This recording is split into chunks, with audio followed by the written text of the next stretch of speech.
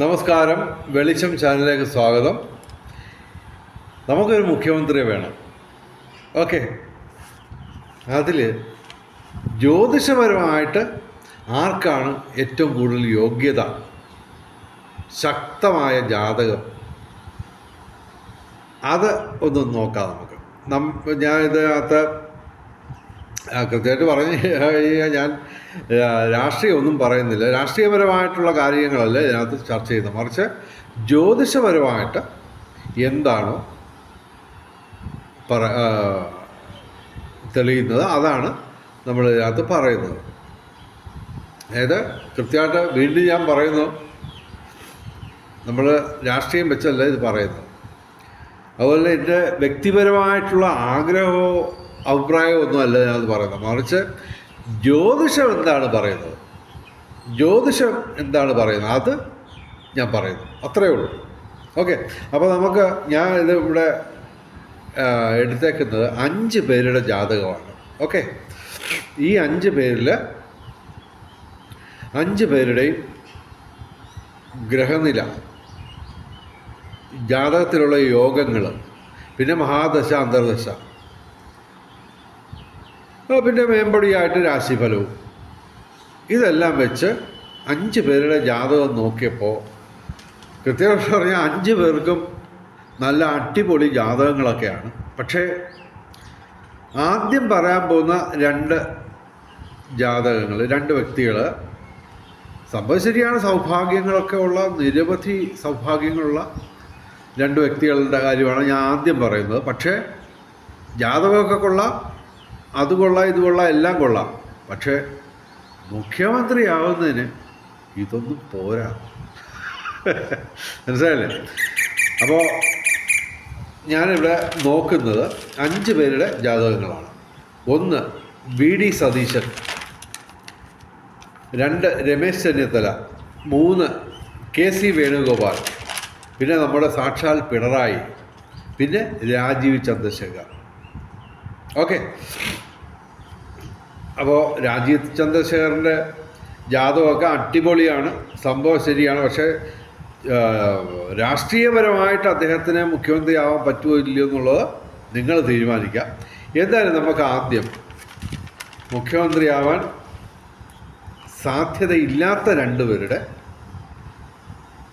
ജാതകം നോക്കാം. അതായത് ഏറ്റവും ഒടുവിൽ 5 പേരുടെയും ജാതകത്തിലെ ശക്തി ദൗർബല്യങ്ങളൊക്കെ പറഞ്ഞിട്ട് ഒരാളുടെ പേര് അവസാനം ഞാൻ പറയും, ജ്യോതിഷം എന്താണ് പറയുന്നത് എന്നുള്ളത് ഏറ്റവും ഒടുവിൽ പറയും. ഓക്കെ, പിന്നെ ഈ ജനങ്ങളാണ് എല്ലാം തീരുമാനിക്കുന്നത്, നിങ്ങളാണ് തീരുമാനിക്കുന്നത് ആരാണ് മുഖ്യമന്ത്രി ആവേണ്ടതെന്നൊക്കെ ഉള്ളത്. ഓക്കെ, എന്തായാലും നമുക്ക് തുടങ്ങാം. ആദ്യം രമേശ് ചെന്നിത്തല. രമേശ് ചെന്നിത്തലയ്ക്ക് നിരവധി യോഗങ്ങളുണ്ട്, അതുണ്ട്, ഇതുണ്ട്, എല്ലാം സൗഭാഗ്യങ്ങളെല്ലാം നിരന്ന് പിടിച്ച് ഈ ജാതകത്തിലുണ്ട്. ഓക്കെ, ഗജകേസരി യോഗമുണ്ട്, അതുണ്ട്, ഇതുണ്ട്, ഒരുപാട് കാര്യങ്ങളൊക്കെ ഉണ്ട്. പക്ഷേ മുഖ്യമന്ത്രിയാവാനുള്ള ഒരു സെറ്റപ്പ് പോരാ. ഓക്കെ, അതായത് ശ്രീ രമേശ് ചെന്നിത്തലയുടെ കാര്യം പറയാം. എത്രയോ ദശാബ്ദങ്ങളായിട്ട് അദ്ദേഹം രാഷ്ട്രീയത്തിൽ നിൽക്കുന്നു, ശരി. പക്ഷേ അദ്ദേഹത്തിനുള്ളൊരു കുഴപ്പമെന്ന് പറഞ്ഞു കഴിഞ്ഞാൽ ജാതകം കൊള്ളത്തില്ലെന്നല്ല, ജാതകമൊക്കെ വളരെ നല്ലതാണ്, സൗഭാഗ്യങ്ങൾ ഒരുപാടുള്ളതാണ്. പക്ഷേ അധികാരസ്ഥാനത്തിൽ നിലനിൽക്കാൻ അദ്ദേഹത്തിന് ഇവിടെ തടസ്സങ്ങളൊക്കെയാണ് കാണുന്നത്. അതായത് അദ്ദേഹത്തിന് ഗജകേസരി യോഗമുണ്ട്, ശരി. പക്ഷെ അതിനെക്കാട്ടിലും അതിശക്തങ്ങളായിട്ടുള്ള യോഗങ്ങളുള്ളവരുടെ കാര്യം ഇനി പറയുന്നുണ്ട് ഞാൻ. പിന്നെ ഇവിടെ ലഗ്നത്തിൽ നിന്ന് പിന്നെ ഈ ജ്യോതിഷത്തിൽ ചൊവ്വയും ശനിയും ശക്തമായെങ്കിൽ മാത്രമേ ഈ അധികാര സ്ഥാനങ്ങളിൽ കയറുക മാത്രമല്ല തുടരുകയും ചെയ്യാൻ പറ്റത്തുള്ളൂ. ശ്രദ്ധിച്ച് കേൾക്കുക, തുടരുകയും ചെയ്യാൻ പറ്റത്തുള്ളൂ. ഓക്കെ, നമ്മുടെ രമേശ് ചെന്നിത്തല ഇടയ്ക്ക് വെച്ച് ആഭ്യന്തരമന്ത്രിയൊക്കെ ആയിരുന്നു. ശരി. പക്ഷേ ആ ആഭ്യന്തര മന്ത്രിസ്ഥാനം കിട്ടാൻ വേണ്ടി അദ്ദേഹത്തിന് വളരെയധികം പരിശ്രമിക്കേണ്ടി വന്നു. പെട്ടെന്നൊന്നും ഉമ്മൻചാണ്ടി അദ്ദേഹത്തെ മന്ത്രിസഭയിലോട്ട് എടുത്തില്ല. കുറേ കാലം വെളിയിൽ നിർത്തി ഒരു 4-5 മാസത്തെ പരിശ്രമത്തിന് ശേഷമാണ് അദ്ദേഹം ആഭ്യന്തരമന്ത്രിയായത്. പക്ഷേ കൂടുതൽ കാലം അദ്ദേഹത്തിന് അധികാര സ്ഥാനത്ത് തുടരാൻ പറ്റില്ല. കാരണം എന്താണ്? ജാതകമൊക്കെ കൊള്ളാം, സൗഭാഗ്യ ജാതകം തന്നെയാണ്. പക്ഷേ രാഷ്ട്രീയത്തിൽ അധികാരത്തിൽ കയറാൻ ഒരു സ്കോപ്പൊക്കെ ഇതിനകത്തുണ്ട്. പക്ഷേ ആ സ്ഥാനത്ത് വളരെയധികം കാലം അദ്ദേഹത്തിന് തുടരാൻ പറ്റുന്ന ഒരു ജാതകമല്ല. ഓക്കെ, ഇവിടെ അദ്ദേഹത്തിൻ്റെ ജാതകത്തിലെ പ്രധാനപ്പെട്ട കാര്യങ്ങളൊക്കെ ഞാൻ പറയാം. ഒന്നാമത് പ്രശ്നം എന്ന് പറഞ്ഞു കഴിഞ്ഞാൽ ഒരു ഗ്രഹം പോലും സ്വക്ഷേത്ര ബലവാനായിട്ടില്ല. ഓക്കെ, ഗജകേസരി യോഗമൊക്കെ ഉണ്ട്. ചന്ദ്രനിൽ നിന്ന് 10ാം ഭാവത്തിലാണ് വ്യാഴം നിൽക്കുന്നത്. ഓക്കെ, പക്ഷേ അത് ലഗ്നത്തിൽ നിന്ന് 12ാം ഭാവത്തിലാണ്. വ്യാഴത്തിൻ്റെ ശക്തി പോരാ അവിടെ. പോട്ടെ, ശനിയും ചൊവ്വയും ഇവിടെ സ്ട്രോങ് ആണ്. പക്ഷേ രണ്ടും പരസ്പരം സ്വക്ഷേത്രം മാറി രാജയോഗം ഒക്കെ ഉണ്ട്. ശരി, ലഗ്നത്തിൽ നിന്ന് 6ാം ഭാവത്തിൽ ചൊവ്വയുണ്ട്. പക്ഷേ അത് നിൽക്കുന്നത് ശനിയുടെ, ചൊവ്വയും ശനിയും ശത്രുക്കളാണ് ജ്യോതിഷപരമായിട്ട്. അപ്പോൾ അത് ഇവിടെ പ്രശ്നമായിട്ട് കിടക്കുകയാണ്. കാരണം 6ാം ഭാവത്തിൽ, ലഗ്നത്തിൽ നിന്ന് 6ാം ഭാവത്തിൽ ചൊവ്വ ശക്തമായിട്ട് തന്നെ ഇവിടെ നിൽക്കുന്നു. പക്ഷേ അത് ശത്രുക്ഷേത്രമായ ശനിയുടെ സ്വക്ഷേത്രമായ കുംഭൻ രാശിയിലാണ് നിൽക്കുന്നത്. അതുപോലെ തന്നെ ശനി ഇവിടെ 3ാം ഭാവത്തിൽ ശക്തമാണ്. പക്ഷേ ചൊവ്വയുടെ, അതായത് ശത്രു ആയ ചൊവ്വയുടെ രാശിയിൽ, വൃശ്ചികം രാശിയിലാണ് ശനി നിൽക്കുന്നത്. ഇതൊന്നും പോരാ ഒരു മുഖ്യമന്ത്രി ആവാം. അഥവാ ആയാൽ പോലും ഇദ്ദേഹത്തിന് അവിടെ കൂടുതൽ കാലം പിടിച്ചു വയ്ക്കാൻ ഒക്കത്തില്ല. നമ്മുടെ രാഹുൽ ഗാന്ധിയുടെയും ജാതകത്തിൽ അങ്ങനെയാണ്. ശക്തമായ ജാതകമല്ല. അധികാരത്തിലൊക്കെ കയറാം, പക്ഷെ അവിടെ തുടരാൻ പറ്റത്തില്ല. അദ്ദേഹത്തിന് MP സ്ഥാനമൊക്കെ നഷ്ടപ്പെട്ട കാര്യം നിങ്ങൾക്കറിയാം. പിന്നെ ഇത്രയും കാലമായിട്ടും അദ്ദേഹത്തിനൊരു മന്ത്രിയോ മുഖ്യമന്ത്രിയോ ഒന്നും ആകാനും പറ്റില്ല. കാരണം ഇതാ ജ്യോതിഷപരമായിട്ടുള്ള അദ്ദേഹത്തിന് ജാതകം കൊള്ളില്ല രാഹുൽ ഗാന്ധിയുടെ. അതുപോലെ തന്നെ ഇദ്ദേഹത്തിന് രമേശ് ചെന്നിത്തലയ്ക്ക് നല്ല സൗഭാഗ്യമുള്ള ജാതകമൊക്കെയാണ്. പക്ഷേ പ്രശ്നം മുഖ്യമന്ത്രിയാവാൻ ഇതൊന്നും പോരാ. അഥവാ മുഖ്യമന്ത്രി ആയാൽ പോലും ഇദ്ദേഹത്തിന് അതിനകത്ത് തുടരാൻ പറ്റത്തില്ല. അത്ര ശക്തമായിട്ടുള്ള ജാതകമല്ല ഇത്. പിന്നെ വേറൊരു കാര്യം പറയാം, അദ്ദേഹത്തിന് ലോട്ടറിയൊക്കെ അടിക്കാൻ സാധ്യതയുള്ളൊരു ജാതകമാണ്. സർപ്പപ്രീതി അസാമാന്യമായിട്ടുണ്ട്. 3ാം ഭാവത്തിൽ ശക്തമായിട്ടാണ് സർപ്പം അഥവാ രാഹു നിൽക്കുന്നത്. പിന്നെ അതുകൊണ്ട് തന്നെ 9ാം ഭാവത്തിൽ ഭാഗ്യസ്ഥാനത്ത് കേതുകൊണ്ട്. അപ്പോൾ ലോട്ടറിയൊക്കെ അടിക്കും, സൗഭാഗ്യങ്ങൾ നിരവധി വരും. ചന്ദ്രനൊക്കെ ഇവിടെ 3ാം ഭാവത്തിൽ ശക്തമാണ്. പക്ഷേ വ്യാഴം 12ാം ഭാവത്തിൽ നഷ്ടസ്ഥാനത്ത്, വ്യയസ്ഥാനത്ത് നിൽക്കുകയാണ്. അതുപോലെ ശുക്രൻ 10ാം ഭാവത്തിലാണ് നിൽക്കുന്നത്. അത്ര വലിയ മെച്ചമൊന്നുമല്ല.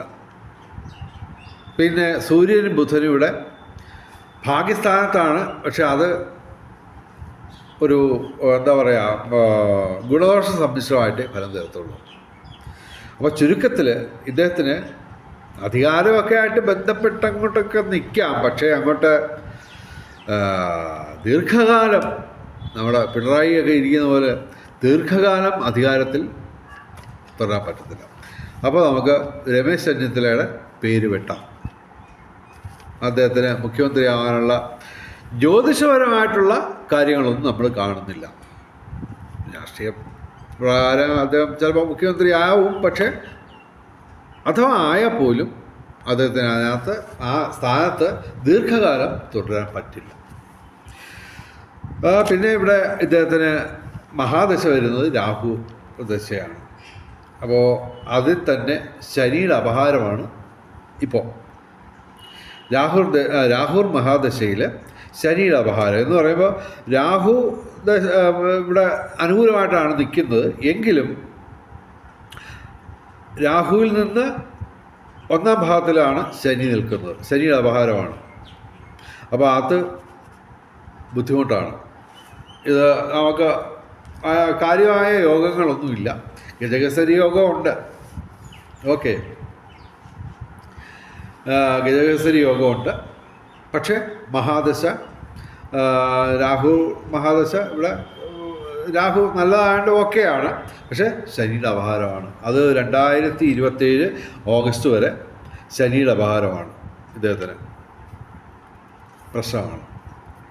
അദ്ദേഹത്തിന് ഇപ്പോൾ മുഖ്യമന്ത്രി ആകാനുള്ള ഒരു സെറ്റപ്പ് ഇല്ല ജ്യോതിഷപരമായിട്ട്. നമ്മൾ ഈ ജ്യോതിഷപരമായിട്ടാണ് പറയുന്നത്. ജ്യോതിഷം എന്തോ പറയുന്നത് അത് ഞാൻ വെച്ച് താങ്ങുന്നതേ ഉള്ളൂ. അല്ലാതെ എൻ്റെ വ്യക്തിപരമായ അഭിപ്രായമോ ആഗ്രഹമോ ഒന്നുമല്ല ഞാൻ ഈ വെച്ച് പറയുന്നത്. പിന്നെ രാഷ്ട്രീയപരമായിട്ട് അദ്ദേഹം ആയാൽ പോലും ആ സ്ഥാനത്ത് അദ്ദേഹത്തിന് കാര്യമായ ഒരു കാലയളവിൽ തുടരാൻ പറ്റില്ല. ഇനി നമുക്ക് KC വേണുഗോപാലിൻ്റെ ജാതകം നോക്കാം. ഇവിടെ ഇദ്ദേഹത്തിന് ശശമഹായോഗമുണ്ട്. ശനി സ്വക്ഷേത്രത്തിൽ മകരം രാശിയിൽ നിൽക്കുന്നു, ഓക്കെ. ഉഭയചര യോഗമുണ്ട്. സൂര്യൻ്റെ 2-ാം ഭാവത്തിലും 12-ാം ഭാവത്തിലും ശക്തമായിട്ട് സപ്പോർട്ടുണ്ട്. അതിനാണ് ഈ ഉഭയചര യോഗം എന്ന് പറയുന്നത്. അതൊക്കെ ഉണ്ട്. പക്ഷേ അത് മാത്രം പോരാ. കാര്യം ഇവിടെ ചൊവ്വ നിൽക്കുന്നത് നീചരാശിയിലാണ്. ഈ ചൊവ്വയും ശനിയുമാണ് അധികാരത്തിൽ എത്താനും ആ സ്ഥാനം നിലനിർത്താനും വേണ്ടുന്നത് പ്രധാനമായിട്ടും. പിന്നെ വ്യാഴവും ശുക്രനും ഒക്കെ അനുകൂലമാണെങ്കിൽ ഓക്കെ, അതും ഒരു വഴിക്ക് പോയല്ലോ, അതുകൊണ്ട് ഇരിക്കട്ടെ എന്ന് പറയാം. പക്ഷേ ഇവിടെ നമുക്ക് ചൊവ്വ നീചരാശിയായ കർക്കിടകത്തിലാണ് നിൽക്കുന്നത്. അത് ഇവിടെ പ്രശ്നമാണ്. അധികാരം പോരാ, ഓക്കെ. ശനി ശരിയാണ്, മകരം രാശിയിൽ സ്വക്ഷേത്രപരമായിട്ട് നിൽക്കുന്നു. ശശമഹായോഗമുണ്ട്, ശരി. പക്ഷേ അത് അഷ്ടമത്തിലാണ്, പോരാ, ഓക്കെ. അതായത് സൗഭാഗ്യങ്ങളൊക്കെ ഒരുപാടുണ്ട്. വ്യാഴമൊക്കെ 9-ാം ഭാവത്തിൽ അങ്ങോട്ട് ഭാഗ്യസ്ഥാനത്തൊക്കെ നിൽക്കുകയാണ്, ശരി. അതുപോലെ ചന്ദ്രൻ ശക്തമായിട്ട് നിൽക്കുകയാണ്, ലഗ്നത്തിൽ ചന്ദ്രൻ നിൽക്കുകയാണ്. പിന്നെ വേറെ ഒന്നും കാര്യമായിട്ട് നേട്ടങ്ങളൊന്നുമില്ല. വ്യാഴം കൊള്ളാം, ചന്ദ്രൻ കൊള്ളാം, പിന്നെ ശനി ശശമായ ഉണ്ടെങ്കിലും അഷ്ടമത്തിലാണ് നിൽക്കുന്നത്. പിന്നെ ഉഭയചാര യോഗമുണ്ട്, ശരി. പക്ഷേ സൂര്യനുമായിട്ട് ബന്ധപ്പെട്ടാണ് അത്. അതായത് തൊഴിലുമായിട്ട് ബന്ധപ്പെട്ട കാര്യങ്ങളൊക്കെ നിശ്ചയിക്കുന്നത് ഈ സൂര്യനാണ്. പക്ഷേ അതിവിടെ ഉഭയചാര യോഗമുണ്ട്, ശരി. പക്ഷേ സൂര്യൻ 8-ാം ഭാവത്തിലാണ്, അഷ്ടമത്തിലാണ്, കൊള്ളില്ല. അപ്പോൾ ഇദ്ദേഹത്തിന് സൗഭാഗ്യങ്ങളൊക്കെ ഉള്ള ജാതകമാണ്, ശരി. പക്ഷേ അധികാരത്തിൽ വന്നാൽ പോലും അദ്ദേഹത്തിന് ദീർഘകാലം മുഖ്യമന്ത്രിയായിട്ട് തുടരാൻ പറ്റില്ല. അപ്പോൾ നമുക്ക് രമേശ് ചെന്നിത്തലയുടെ പേര് വെട്ടി, KC വേണുഗോപാലിൻ്റെയും പേര് വെട്ടി. ജ്യോതിഷപരമായിട്ട് ഇവർക്ക് സാധ്യത ഞങ്ങൾ കാണുന്നില്ല. രാഷ്ട്രീയം പറയുന്നില്ല, രാഷ്ട്രീയപരമായിട്ടല്ല അഭിപ്രായം പറഞ്ഞത്, വ്യക്തിപരമായിട്ടുമല്ല അഭിപ്രായം പറഞ്ഞത്, ജ്യോതിഷം പറഞ്ഞു, ഞാൻ പറഞ്ഞു, അത്രയേ ഉള്ളൂ, ഓക്കെ. അപ്പോൾ നമ്മൾ രമേശ് ചെന്നിത്തലയുടെയും പേര് വെട്ടി, KC വേണുഗോപാലിൻ്റെയും പേര് വെട്ടി. ഇനി നമുക്ക് ഇപ്പോൾ അധികാരത്തിലിരിക്കുന്ന സഖാവ് പിണറായിയുടെ ഒന്ന് നോക്കാം. അടിപൊളിയാണ് സംഭവം. നാട്ടുകാരെ മുഴുക്കെ ചീത്ത വിളിക്കുമെങ്കിലും പിണറായി വിജയൻ സഖാവിൻ്റെ ജാതകമൊക്കെ 1.5 ജാതകമാണ്. അതുമാത്രമല്ല, മാളവ്യയോഗത്തോടുകൂടി നിൽക്കുന്ന ശുക്രൻ്റെ മഹാദശയാണ്, ശുക്രദശയാണ്. 12 കൊല്ലമായിട്ട് അദ്ദേഹം മുഖ്യമന്ത്രിയായിട്ട് തുടർന്നത്. എന്തുകൊണ്ടാണ്? ശുക്രദശയാണ്, ഒരു രക്ഷയില്ല. അത് 2038 വരെ അദ്ദേഹത്തിന് ശുക്രദശയാണ്, ഏപ്രിൽ വരെ.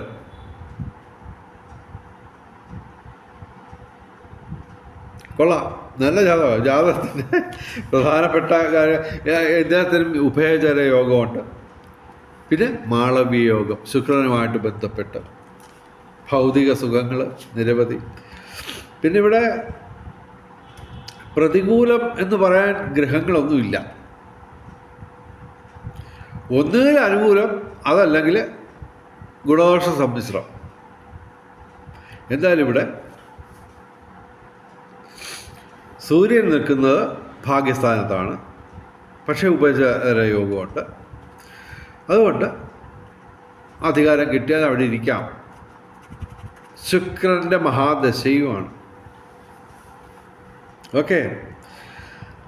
പിന്നെ ഒരു പ്രശ്നം പറയാമെന്ന് പറഞ്ഞാൽ ശുക്രമഹാദശയാണെങ്കിലും രാഹുവിൻ്റെ അപഹാരമാണ് ഇപ്പോൾ നടക്കുന്നത്.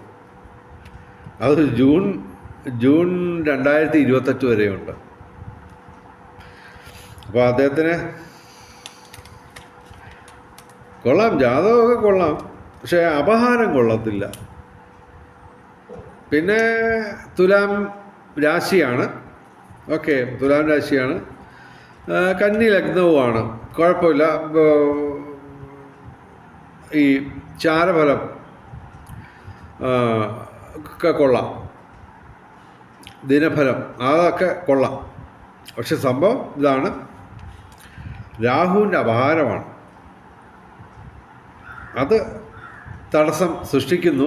എങ്കിലും ശുക്രൻ്റെ മഹാദശ, അത് മാളവ്യ യോഗത്തോടുകൂടി നിൽക്കുന്ന ശുക്രൻ്റെ മഹാദശയാണ്. അപ്പോൾ അത് അധികാരത്തിൽ തുടരുന്നു. 10-12 കൊല്ലമായിട്ട് ശുക്രദശയാണ്. ഇനിയുമുണ്ട് 8-9 കൊല്ലം. ഓക്കെ. അപ്പോൾ സഖാവ് പിണറായിക്ക് സാധ്യതയുണ്ടെന്ന് തന്നെയാണ് ഞങ്ങൾ പറയുന്നത്. എങ്കിലും തടസ്സങ്ങളുണ്ട്. അതിപ്പോൾ രാഷ്ട്രീയപരമായിട്ടുള്ള കാര്യങ്ങളൊക്കെ ഞാൻ ചർച്ചാ വിഷയമാക്കുന്നില്ല. ജ്യോതിഷപരമായിട്ട് പിണറായിയുടെ ജാതകം മുഖ്യമന്ത്രിയായിട്ട് തുടരാനുള്ള യോഗങ്ങളൊക്കെ ഉണ്ട്. പക്ഷേ രാഹുവിൻ്റെ അപഹാരമാണ്. ശ്രദ്ധിക്കുക. ഓക്കെ. അതായത് ഇതെല്ലാം ഒത്തുവരുന്നുണ്ട്, പക്ഷേ രാഹുവിൻ്റെ അപഹാരമാണ് ശുക്രമഹാദശയാണെങ്കിലും. അപ്പോൾ അങ്ങനൊരു നെഗറ്റീവ് ഉണ്ട്.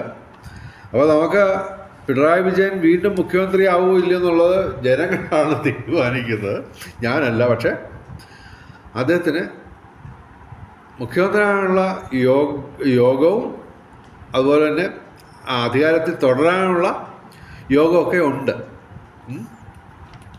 എങ്കിലും രാഹുവിൻ്റെ അപഹാരം തടസ്സം സൃഷ്ടിക്കും എന്നാണ് മനസ്സിലാക്കുന്നത്. എന്തായാലും ഏറ്റവും ഒടുവിൽ നമുക്ക് പിണറായി വിജയൻ്റെ ജാതകമൊക്കെ ചേർത്ത് ഒരു കമൻറ്റ് പറയാം. അവസാനം ആർക്കായിരിക്കും ഏറ്റവും കൂടുതൽ സാധ്യത എന്നുള്ളത് ഏറ്റവും അവസാനം നമ്മൾ പറയാം. ഇനിയിപ്പോൾ രാജീവ് ചന്ദ്രശേഖർ, അദ്ദേഹത്തിൻ്റെ ജാതകം 1.5 ജാതകമാണ്. മുഖ്യമന്ത്രിയാവാനും മുഖ്യമന്ത്രിയായി തുടരാനും യോഗമുണ്ട്. പക്ഷേ രാഷ്ട്രീയപരമായിട്ട് BJPക്ക് ഒറ്റയ്ക്ക് ഭൂരിപക്ഷം കിട്ടില്ലെന്ന് നമുക്കെല്ലാം അറിയാം. ഒരു 2-3 സീറ്റ് തൊട്ട് 40 സീറ്റ് വരെ പലരും പ്രവചിച്ചിട്ടുണ്ട് BJPക്ക്. അതായത് ഒരു 5 സീറ്റിനും 15 സീറ്റിനും ഇടയ്ക്ക് BJPക്ക് സാധ്യതയുണ്ട് എന്നാണ് പലരും പറയുന്നത്.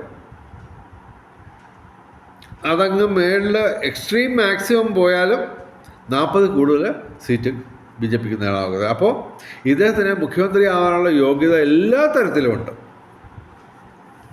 ജ്യോതിഷപരമായിട്ട് നമ്മൾ ഓക്കെ പറയുകയാണ്. പക്ഷേ രാഷ്ട്രീയപരമായിട്ട് അതിനുള്ള സാധ്യത ഉണ്ടോ ഇല്ലയോ എന്നുള്ളത് നിങ്ങൾ നോക്കാം. ഈ രാജീവ് ചന്ദ്രശേഖരൻ്റെ ഗ്രഹനില എന്ന് പറഞ്ഞാൽ ഒരു 1.5 ഭാഗ്യമുള്ള ജാതകമാണ്. കൃത്യമായിട്ട് പറഞ്ഞു കഴിഞ്ഞാൽ പിണറായി വിജയനെക്കാട്ടിലും മെച്ചമായിട്ടുള്ള ജാതകമാണ് രാജീവ് ചന്ദ്രശേഖരൻ്റെ. ഇവിടെ നിരത്തിപ്പിടിച്ച് അതിശക്തങ്ങളായ യോഗങ്ങളുണ്ട്. ശശമഹായോഗം, രുചകയോഗം, ഉഭയചര യോഗം, ഗജകേസരി യോഗം. ഇത് കൂടാതെ 10-25 യോഗങ്ങൾ വേറെ, ചെറിയ യോഗങ്ങൾ വേറെ ചറവറാമുണ്ട്. അപ്പോൾ സംഭവം കൊള്ളാം. അത് മാത്രമല്ല 6ാം ഭാവത്തിൽ അനുകൂലമായിട്ട് നിൽക്കുന്ന ശനി കുംഭൻ രാശിയിൽ തന്നെ ശശമഹായോഗം സൃഷ്ടിച്ചുകൊണ്ട് നിൽക്കുകയാണ്. ഏതാണ്ട് കൃത്യമായിട്ട് പറഞ്ഞു കഴിഞ്ഞാൽ ശശമഹായോഗം 100% പവർഫുള്ളാണ്. രാജീവ് ചന്ദ്രശേഖർ ശനി ലഗ്നത്തിൽ നിന്ന് 6ാം ഭാവത്തിലാണെന്ന് മാത്രമല്ല, കുംഭൻ രാശിയിൽ സ്വക്ഷേത്രപരമായിട്ട് ശനി നിൽക്കുകയാണ്. ശനിയുടെ സ്വക്ഷേത്രങ്ങൾ മകരവും കുംഭവുമാണ്. അതിൽ തന്നെ അതിശക്തം കുംഭൻ രാശിയിൽ നിൽക്കുന്ന ശനിക്കാണ്. അപ്പോൾ അവിടെ ശശമഹായോഗം അതിൻ്റെ അതിശക്തമായ പൂർണ്ണതയോടെ നിൽക്കുകയാണ് രാജീവ് ചന്ദ്രശേഖരൻ്റെ ജാതകത്തിൽ. കൂടാതെ രുചകയോഗം, അതായത് ചൊവ്വ, ഞാൻ ആദ്യമേ പറഞ്ഞു, അധികാരവുമായിട്ട് ബന്ധപ്പെട്ട് ശനിയും ചൊവ്വയാണ് പ്രധാനമായിട്ടും കാര്യം നിശ്ചയിക്കുന്നത്. ഓക്കെ, അപ്പോൾ ചൊവ്വ ഇവിടെ അഷ്ടമത്തിലാണെങ്കിൽ സ്വക്ഷേത്രമായി ബലവാനായിട്ട് മേടം രാശിയിൽ നിൽക്കുകയാണ്. അപ്പോൾ അധികാരം കൊണ്ടുവരുന്ന 2 യോഗങ്ങൾ അതിശക്തമായിട്ട് രാജീവ് ചന്ദ്രശേഖരനുണ്ട്. രുചക യോഗവും ശശമഹായോഗവും. കൂടാതെ ഉഭയചര യോഗമുണ്ട്, ഗജകേസരി യോഗവുമുണ്ട്. മുഖ്യമന്ത്രി ആകാനുള്ള എല്ലാ സ്കോപ്പും ഇതിനകത്തുണ്ട്. മാത്രമല്ല 6ാം ഭാവത്തിൽ ശശമഹായോഗത്തോടു കൂടിയിരിക്കുന്ന ശനിയുടെ മഹാദശയാണിപ്പോൾ. അത് അനുകൂലം തന്നെയാണ്. പക്ഷേ അപഹാരം പോരാ. കാര്യം ശനിയിൽ നിന്ന് 12ാം ഭാവത്തിലെ നഷ്ടസ്ഥാനത്ത് നിൽക്കുന്ന ചന്ദ്രൻ്റെ അപഹാരമാണ് ഇവിടെ. അപ്പോൾ അവിടെ തടസ്സം കാണുന്നു. ഓക്കെ, അതായത് ഇതൊരു ചെറിയ രീതിയിലുള്ള ജാതകമല്ല, അത്യധികം ഗുണാധിക്യമുള്ള, അത്യധികം ഭാഗ്യമുള്ള ഒരു സൗഭാഗ്യ ജാതകമാണ് ശ്രീ രാജീവ് ചന്ദ്രശേഖരൻ്റെ. എങ്കിലും രാഷ്ട്രീയപരമായിട്ട് അദ്ദേഹത്തിന് മുഖ്യമന്ത്രിയാവാൻ പറ്റുമോ ഇല്ലയോ എന്നുള്ളത് നിങ്ങൾ ആലോചിക്കാം. ജ്യോതിഷം ഞങ്ങൾ സാങ്ഷൻ ചെയ്തു കഴിഞ്ഞു. ഓക്കെ, എങ്കിലും 12ാം ഭാവത്തിലാണ് ചന്ദ്രൻ്റെ അപഹാരം വരുന്നത്. അപ്പോൾ ഇച്ചിരി തടസ്സമൊക്കെ ഉണ്ട്.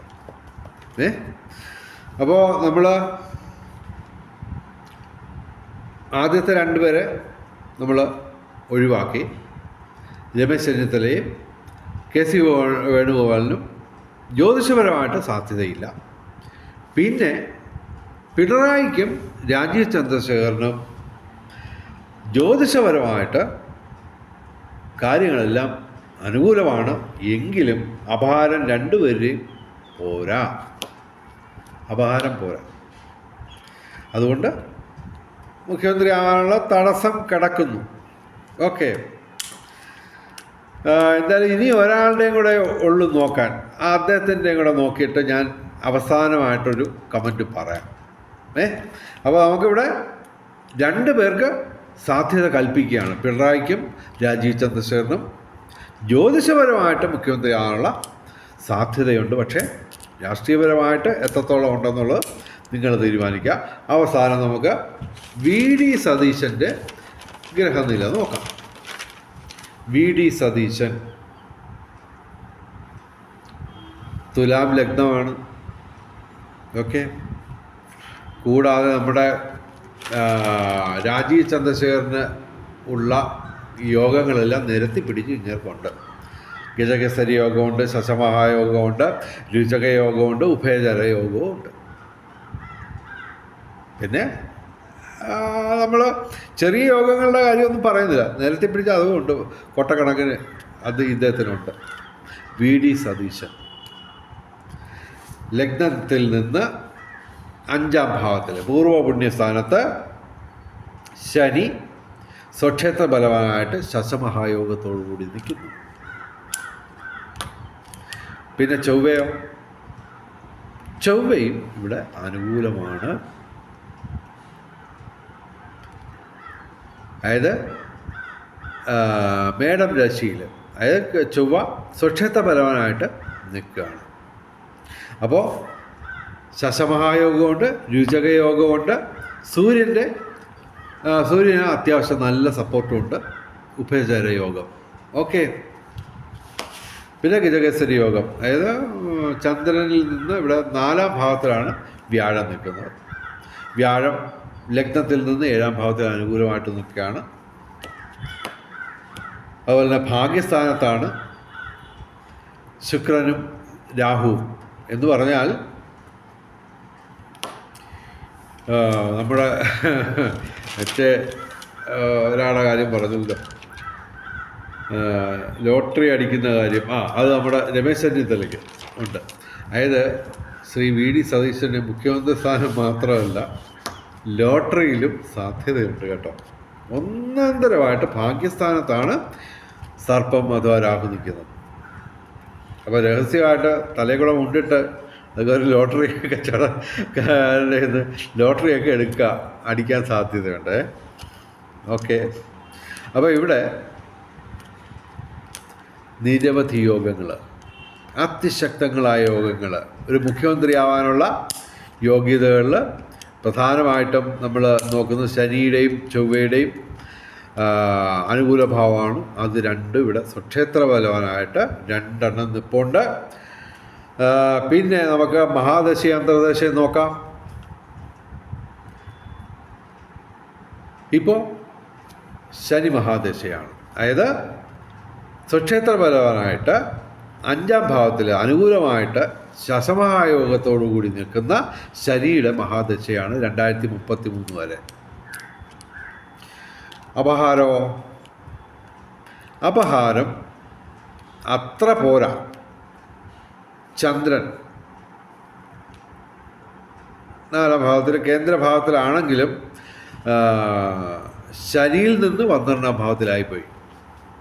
അപ്പോൾ എല്ലാം കൂടെ ഒത്തുവരുന്ന 3 പേരുടെ കാര്യം നമ്മൾ പറഞ്ഞു കഴിഞ്ഞു.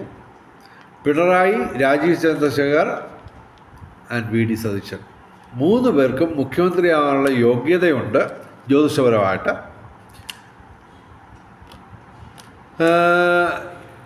അതുപോലെ തന്നെ നല്ല ഭാഗ്യജാതകമൊക്കെയാണ്. രാജീവ് ചന്ദ്രശേഖർ പക്ഷേ ഈ രാഷ്ട്രീയപരമായ കാരണങ്ങൾ കൊണ്ട് അദ്ദേഹത്തിന് മുഖ്യമന്ത്രിയാവാൻ സാധ്യത കുറവാണ് പൊതുവെ കൽപ്പിക്കപ്പെടുന്നത്. അതെൻ്റെ അഭിപ്രായമല്ല, പൊതുവേ നമ്മുടെ ഇന്നസെൻ്റ് പറഞ്ഞതൊക്കെ പൊതുവേ പറഞ്ഞതാണ്. BJPക്കാരൊന്നും എന്നെ ചീത്ത വിളിക്കുകയൊന്നും ചെയ്യരുത്. രാഷ്ട്രീയപരമായിട്ട് BJPക്കൊരു പരമാവധി പോയാൽ 40 സീറ്റേ കിട്ടത്തുള്ളൂ, അതിൽ കൂടുതൽ കിട്ടാൻ സാധ്യതയില്ല. പൊതുവെ എല്ലാവരും പറയുന്നു 5 സീറ്റിനും 15 സീറ്റിനും ഇടയ്ക്ക് BJPക്ക് കിട്ടുമെന്നാണ്. പക്ഷെ അത് വെച്ച് നമുക്ക് മുഖ്യമന്ത്രി ആവാൻ പറ്റുമോ ഇല്ലയോ എന്നുള്ളത് നിങ്ങൾ ആലോചിക്കാം. അപ്പോൾ സംഭവം നമ്മുടെ പിണറായി വിജയനെക്കാട്ടിലും ശക്തമായ ജാതകമാണ് രാജീവ് ചന്ദ്രശേഖറിൻ്റെത്. ഏതാണ്ട് അത്രത്തോളം തന്നെ പവർഫുള്ളാണ് വി ഡി സതീശൻ്റെ ജാതകം. ഓക്കെ. ജ്യോതിഷപരമായിട്ട് പിണറായിയെക്കാട്ടിലും ഈ വി ഡി സതീശനും രാജീവ് ചന്ദ്രശേഖരനുമാണ് ശക്തമായ ജാതകമുള്ളത്. പക്ഷേ നമ്മൾ രാജീവ് ചന്ദ്രശേഖരന് ഈ രാഷ്ട്രീയപരമായിട്ട് സാധ്യത കുറവായതുകൊണ്ട് അദ്ദേഹത്തെ തൽക്കാലം നമുക്ക് മാറ്റി നിർത്തേണ്ടി വരുന്നു. അപ്പോൾ ലിസ്റ്റിൽ ബാക്കിയാവുന്നത് സഖാവ് പിണറായിയും ശ്രീ വി ഡി സതീശനുമാണ്. അതിൽ തന്നെ മെച്ചപ്പെട്ട ജാതകം ശ്രീ വി ഡി സതീശൻ്റെതാണ്. എങ്കിലും പിണറായി അത്ര മോശക്കാരനൊന്നുമല്ല. തുലാം രാശിയാണ് അദ്ദേഹം. അതേസമയം വി ഡി സതീശൻ തുലാം ലഗ്നവുമാണ്. തുലാം രാശിക്കാർക്കാണ് ഇപ്പോൾ ഏറ്റവും ബെറ്റർ ആയിട്ടുള്ള ടൈം. അത് പക്ഷേ ജൂൺ 2-ാം തീയതി വ്യാഴം മാറുന്നുണ്ട്, അത് വേറെ കാര്യം.